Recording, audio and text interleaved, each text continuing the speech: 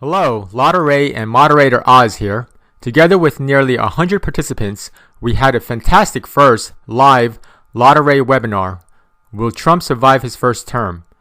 The webinar discussion included why Trump made so many decisive moves so early in the term, the risk of his assassination or impeachment, how Trump is put in a political straitjacket, Trump's importance for the Earth shift and upcoming European shift, will Merkel be re-elected in Germany, and French election prediction. Can Putin and Trump work together in Ukraine and the Middle East? Russia, China, USA triangle and the secret Kissinger plan. LadaRay predictions. Will anti-Russian sanctions be taken off? What can Trump offer Russia? What is Putin's strategy? Part 2. Lada's prediction on whether Trump will survive his first term. Real reason Melania Trump won't move into the White House and quantum calibrations. Later, we had an extensive Q&A during which Lada answered a number of questions, including Trump, Earth shift, the environment, light workers, free energy, Russia, Japan, Israel. Will Trump authorize 9/11 and alien disclosure? Was there a secret alien and German Nazi base in Antarctica? And reinventing collapse by Dmitry Orlov. Full webinar descriptions can be found on the webinars page at LadaRay.com. Although the Q&A lasted 1.5 hours, we were unable to cover all participant questions. We are offering you a new series of free Ask Lada videos in which we'll answer the most interesting and popular webinar questions. Without further ado. Hello, Lada. Hello, Oz.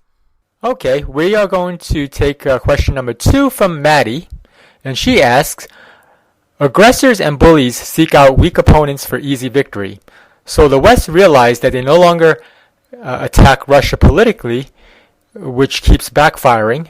Putin is a master statesman and always comes out on top. Russian technology, weapons, defense is just too powerful. So now the West is looking for new enemies in China and Iran. What do you think? Is an attack on China just posturing? And what about Iran? Right. Actually, a very similar question that works with the one you just mentioned from Maddie is the question from Pablo. And his question is why global elites feel so suddenly they need to work with Russia and to fight China and Iran. Basically, I will read it because that's a very interesting webinar participant. He says, Lada, I was a participant in the webinar, but didn't feel the need to ask my question during the webinar because everything you explained was very clear. Later, this question came to me. Please answer if possible.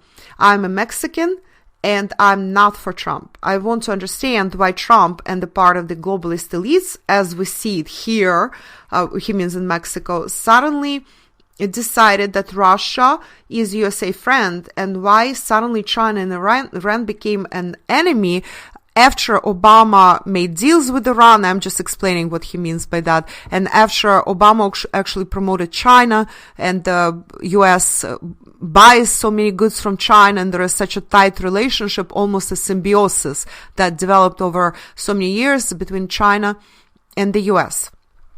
And I immediately want to point everybody back to my webinar on Trump.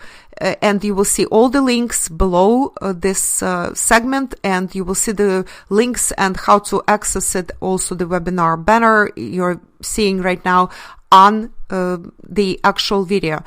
So go and purchase that webinar because in it we talk about the secret Kissinger plan. I also explain how historically under Nixon, Kissinger masterminded this rift between Russia and China by offering China perks and by, very importantly, by transferring in the 70s and then in the 80s and 90s more and more industry from the US to China, which made China into this superpower that we're seeing today, this transfer of industry, manufacturing, and technologies, which was incidentally prohibited under the Jackson-Vanik Act.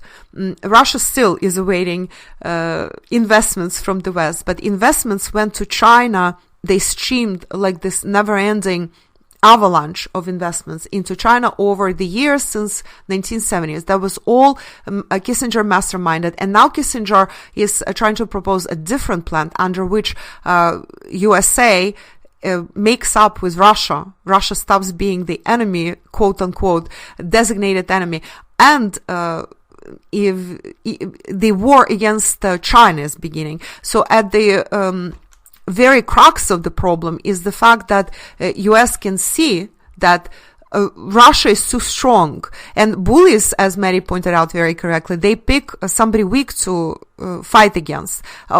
Enter Iran or Syria. So when Russia interferes, when Russia helps a country that is weaker, which is what happened in 2008 during Georgian war against South Ossetia, that was actually part of the problem. Russians knew they had to interfere because Georgia was being prepared as a launch pad for an attack on Iran. This is a long story, and I discussed it in one of my early articles from 2014 about the similarities between Georgian conflict in 2008 and Sochi Olympics and the Kiev junta in 2014. So you can actually search it on Future Strandcast, that article. Now, the thing is that Russia also interfered in Syria. So Syria, as you see, is holding up, and it never fell to the USA financed and fed and trained ISIS and other terrorist organizations. And Assad is still there, so everything is working out in Syria people's favor, despite all the war and problems, etc. But so the question becomes, will Russia interfere?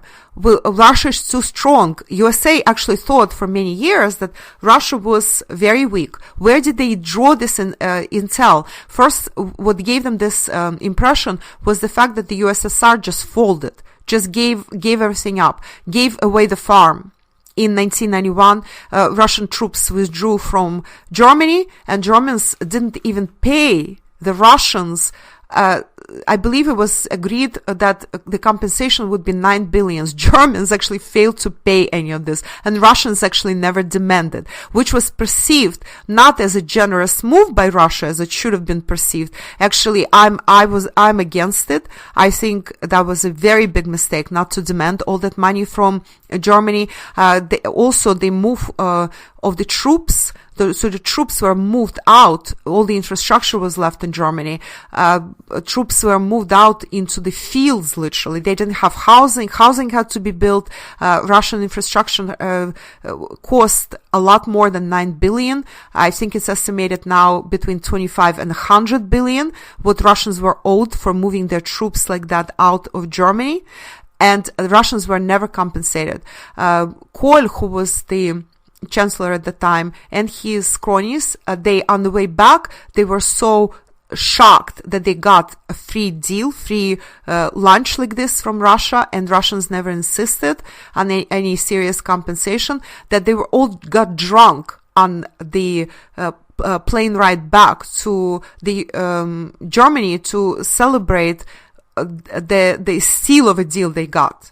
Okay, well, that's in Kohl's personal memoirs. So this can be read. This is not something that I'm inventing or anybody else invented. Kohl said it himself. They were so elated by the fact that they got this whole withdrawal for nothing. So that gives them the idea that Russians are weak, or Russians are not going to respond. Then there was the breakup of the Soviet Union. Then both Gorbachev and Yeltsin were giving away the farm, signing treaties, like arms reduction treaties left and right, in which Russia was reducing nuclear arsenals and USA was actually growing them, and certainly was not reducing anything. Well, there are many, many stories like that, and I will discuss them in my future book that is coming up in the end of 2017. So stay tuned for that. I will be discussing all these deceptions by the West and deceptions by the US specifically. But see, Putin is not Yeltsin and he's not Gorbachev. He's not going to let any of this happen.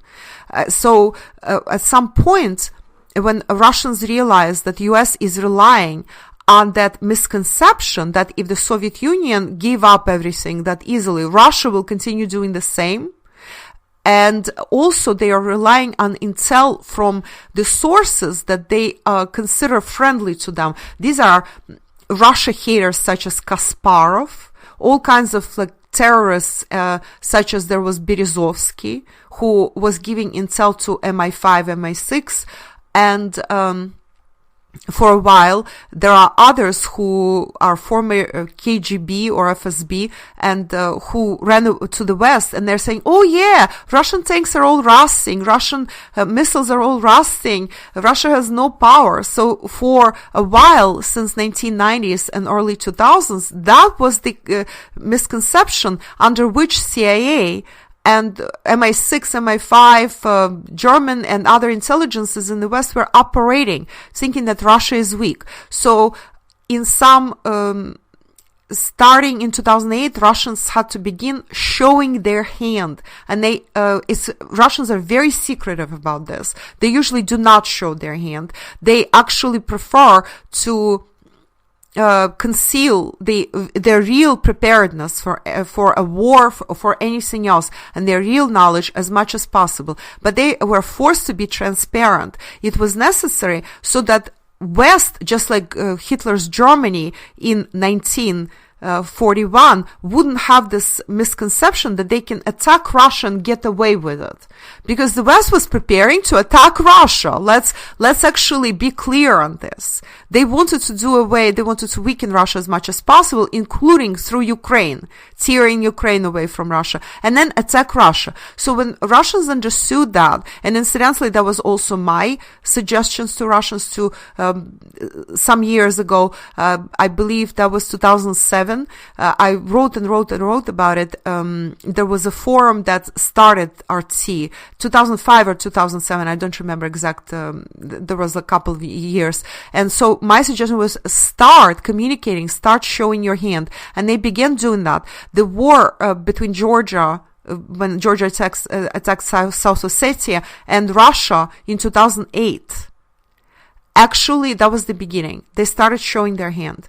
Then there was the episode with USS Donald Cook in the Black Sea. A lot of people remember that episode, and I wrote an article about it and explained the geopolitical implications and what that episode was really about. So go to Futurist Trendcast, where you will find that article.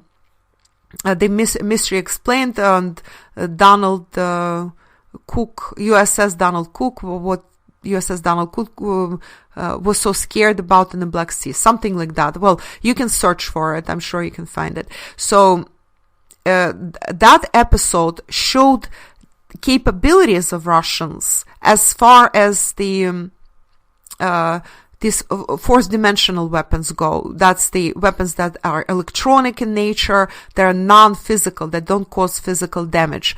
And they disabled that entire ship. Well, I'm not going to go into details, but that was a warning. That was a deliberately sent out warning.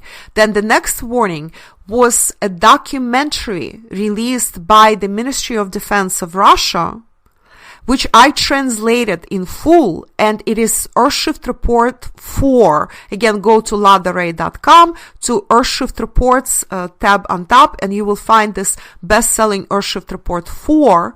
I translated that documentary with my extensive commentary, and it's an article that is posted, that is, you read as you go in the beginning of the video, and then you watch Russian capability in the so-called system that is called REB.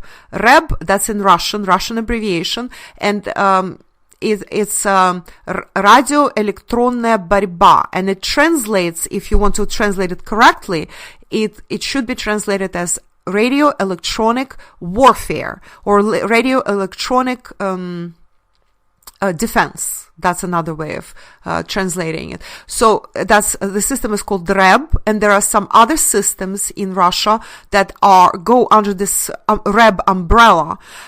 And this is fourth-dimensional warfare. My Earthshift Report 4 is called Alien Technology and New Russian Weapons. And what is interesting to point out here is that a lot of these developments and a lot of these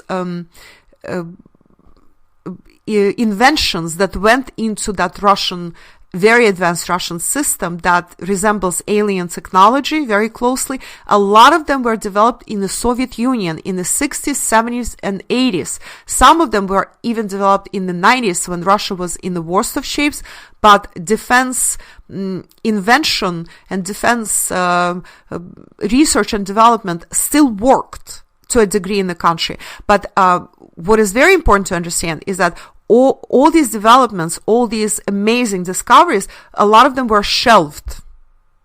They were not thrown out, but they were shelved by the Soviet Union when they decided that they needed to approach US and try to extend the hand and become America's friend. As we know, this policy of Gorbachev and Yeltsin failed miserably, because all USA wanted to do when they were given a hand, they wanted to bite off a Russian arm, as they say in the Middle East.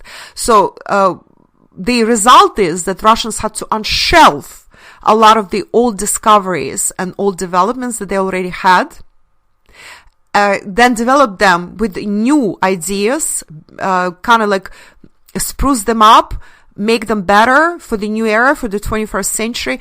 And that's what we're seeing. We're actually seeing in my Earthshift Report 4, which is very important. I can't underscore how important it is for all of you to listen to that report.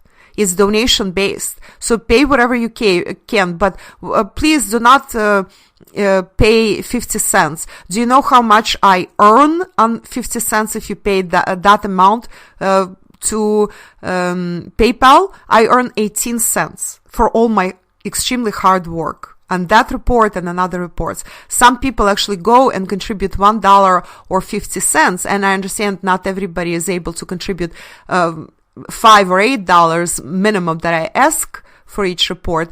But 50 cents is actually an insult, or $1 for that matter, okay? If you can afford a beer or latte or a cappuccino, you certainly can afford to contribute a few dollars to my reports. But that's digressing a little bit. So I do recommend you go and watch that and contribute whatever you can.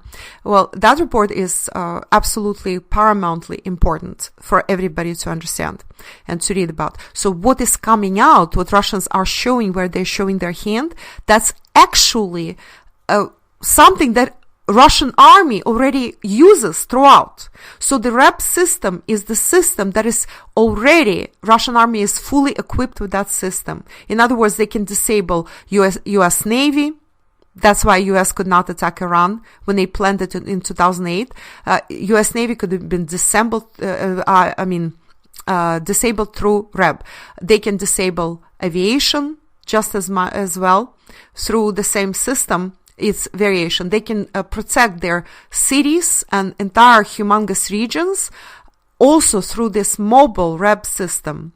Also, what was not discussed in the Earthshift 4 report, but maybe I'll have a separate report about that, is the nuclear capability of Russia, mobile nuclear capability. And the new development is the nuclear train, which is also a Soviet development, but now they devised a very lightweight train, because that previous train that actually was in existence in the Soviet army was very heavyweight, and so it put a lot of pressure on a railway system. This train is very lightweight, and it houses new, it's called Garbuzin. That's the name of the train and of the program, Garbuzin. And this train houses very advanced Russian missiles, which you will never see coming, because the train looks like a regular train. So I will also probably do, there are some amazing videos about that. I might actually do an Earthshift report where I will translate those videos with my commentary, so that hopefully I can do it in 2017. Also a very interesting development. So Russians had to disclose all this. Russians had to trumpet their horn about it. Then, of course, Russia in Syria, that's another message. This is what we can do in Syria. And Russians completely turned around the Syrian situation, as you see. Well, another thing that, another source of intel that US and the West was generally getting was from Ukraine. Ukro-Nazis, Ukrainian oligarchs, Ukrainian politicians who were rabidly Russophobic, all that Kiev junta that came to power in 2014 in Ukraine. They were telling Americans and Europeans that Russians will never attack back. Incidentally, that was also my prediction. But they were saying, for the reasons that Russian army is rotting to the core, there's nobody to send, it's in very bad condition, tanks are rusting, missiles are rusting. That's what the US and others were operating under, a very falsified premise, in fact. The reason Russians actually never sent troops to Ukraine was because they continue perceiving Ukrainians as brotherly people, and they didn't want to bring war into Ukraine, which is what I predicted since 2014, that Russians would never send troops to Ukraine.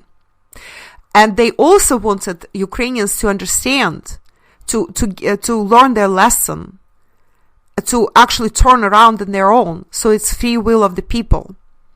So that's why Russians never sent troops to Ukraine, not because they were not capable of, which Syria proved what Russians in fact are capable of. Russians completely turned around Syria.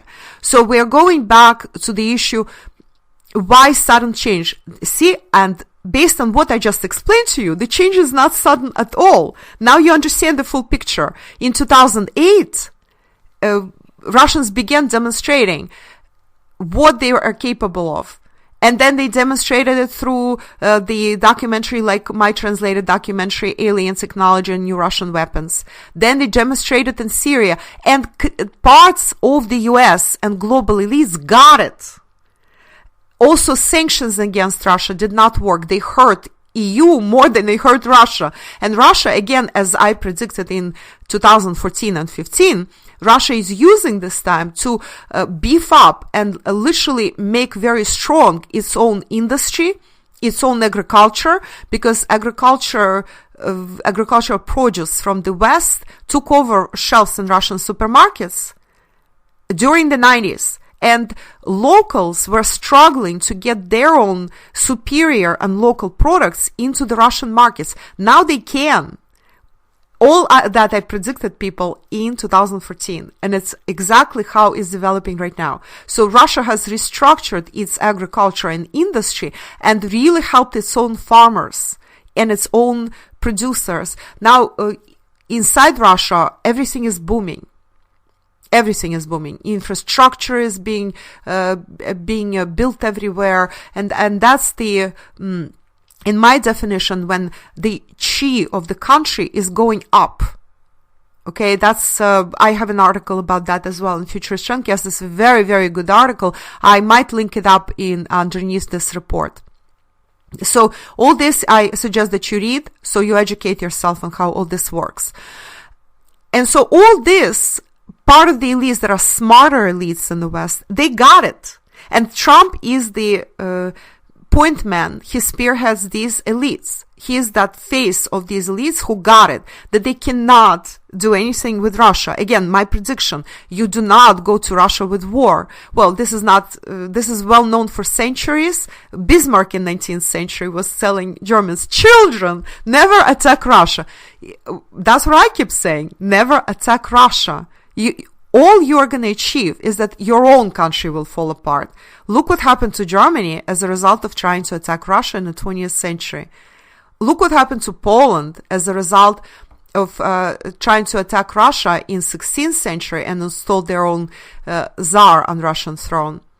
In Poland, well, that happened a little later, not right away, but Poland eventually actually disappeared from the map. In 19th actually century, it became a part of the Russian Empire, and only Lenin gave Poland back its independence.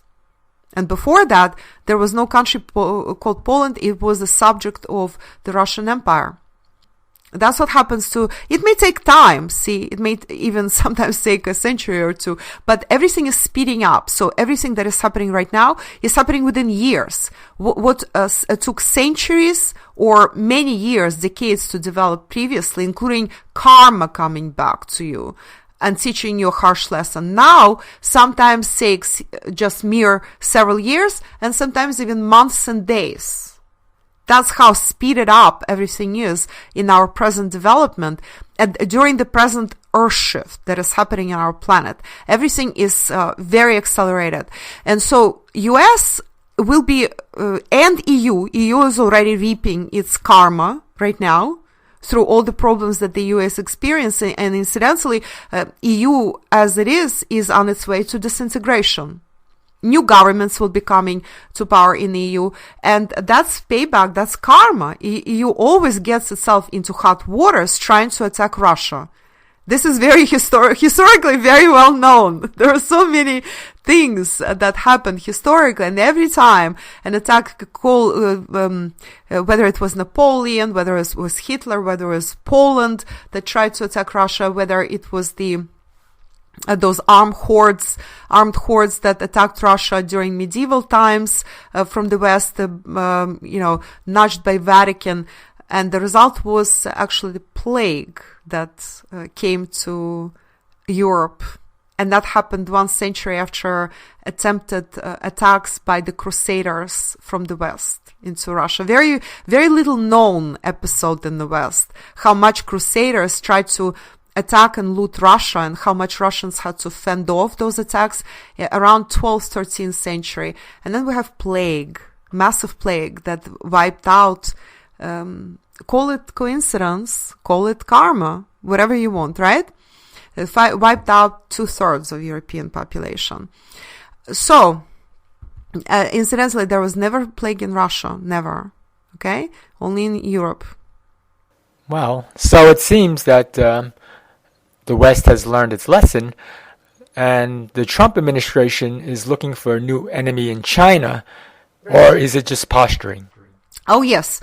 So back to China and also Iran as well. Well, that's a very interesting thing. Now that they know that they cannot attack Russia and they try to salvage the Western project one way or the other, and Trump is trying to salvage the U.S. as it is, including his own wealth. And please listen to the webinar on Trump, where we go in detail into what Trump is trying to accomplish, in fact. So, but here's the problem. So you don't have Russia as the enemy anymore. I'll tell you something. The West in general, which is the yin side of the world, in other words, aggressive or assertive. If it's positive, it's assertive. If it's aggressive, that's the negative manifestation of the yangness of the West. So this yang West needs an enemy because they somehow have to distract people from internal problems. And US is the West on steroids. So they need an enemy to redirect that aggressive, violent energy of their people. More so, not every American is aggressive and violent. Well, I need to qualify it because there is part of the population that is aggressive and violent. Before, all that aggressive and violent energy was directed against Russia. But what is Trump to do? He has to direct it somewhere else. And so here's Iran and here's China.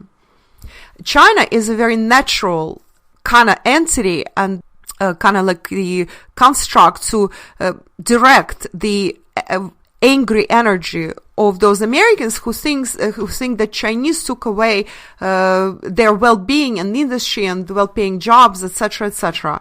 That China now owns U.S. because of the U.S. debt to China, etc. Yes, in part it is true, but let's remember that was Kissinger and Nixon, and for many years all other U.S. presidents supported this gradual transfer of industry to China, of technology to China, and investments into China in order to not to have polluting industry here in the U.S. because of the lawsuits, because of class actions, because of environmental damage, etc., etc. So you can't have it both ways. It's either this way or that way.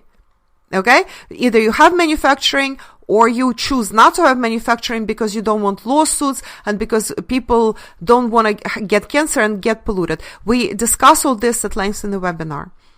So so everybody's complicit. If Americans don't want pollution, then they don't want manufacturing either. So manufacturing gets transferred and everybody's happy about it. until Americans realize that, damn, and now all the well-paying jobs are gone. Now we only have service industry jobs and or high-level jobs and nothing in between. So where is our middle class? Middle class is dwindling. But you people did it to yourselves first. That was done with acquiescence and full approval of Americans, and Americans on the street as well as Americans in high up echelons. So now we need to change this around. How do we do that? So we say we want to take our jobs back to the US, and that's a very legitimate thing to say, except being such a young, aggressive country, US has to generate an enemy. How else are you? Oh yeah, we want to be friends with China. This is what Russians would do. We want to be friends with China, but we want to take some of our manufacturing jobs back, and we will work with China, and that's how Russians would put it. Americans say, and Trump says, they are the enemy. We want to take our jobs back, and we will fight with Chinese if we have to. You understand? So they need to escalate. They need to psych up and pump up their population in order so they would be with Trump and perceive it as a necessary thing to fight for. China is evil, so you have to sensationalize the situation to the point.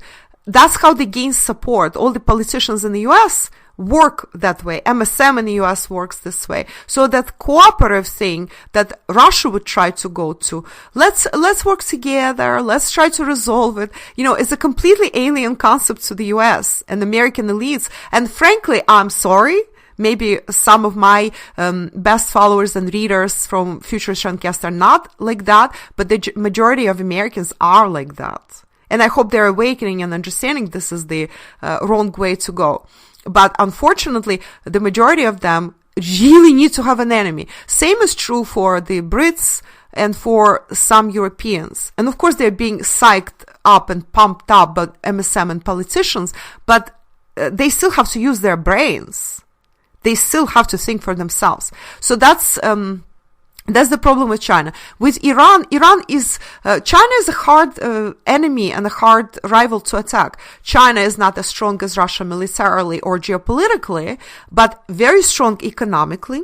And Chinese already announced that any attack against them on any level, they will respond to any attack against them by the US full force. And so Trump decided, and his people decided that, you know what? Maybe we should wait with China, or maybe we should be a little more subtle, because those were populist announcements that he made. So from this perspective, I can say that in big part, those were populist announcements and not the real intention to attack China. But Iran is easier. Iran is a lot weaker. Iran doesn't carry anywhere near as much weight as Russia or China. So they've quickly transitioned to Iran as the enemy number one. And now all we hear about, somehow you might have noticed that all these inflammatory statements against China kind of subsided a little bit.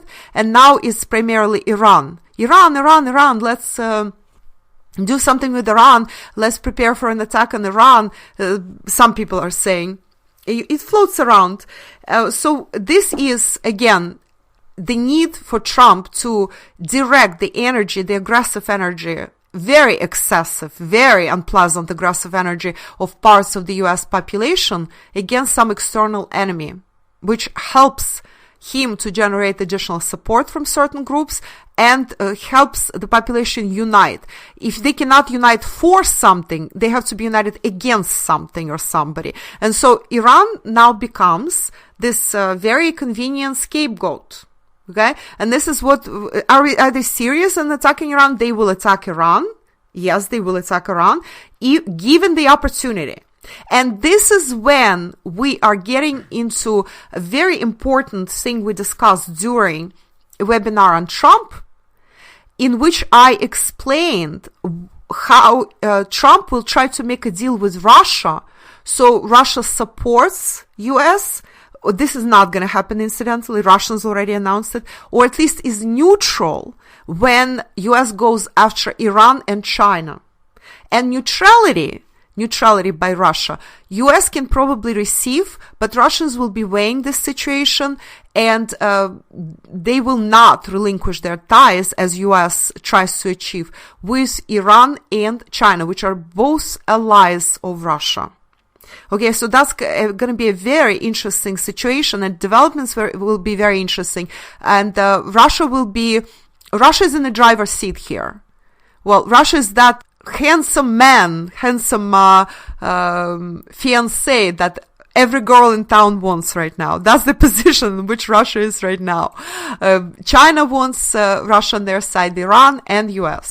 Okay. Well, Europe is a different story. When European governments start changing, and a huge shift is going to happen in the EU in 2017 and 2018. This will be the topic of our upcoming in March webinar, incidentally. What will happen in the EU in the next 2 years? Listen to that. That webinar is coming in March, I believe, but there will be announcements everywhere, and you will learn what my predictions, what my vision is for how EU and Europe in general will be changing. So EU is a different story, but there the situation will also start changing in 2017 very drastically. So this is a wrap for this question, right? Unless you have any more. No, that's it. Thank you, Lada.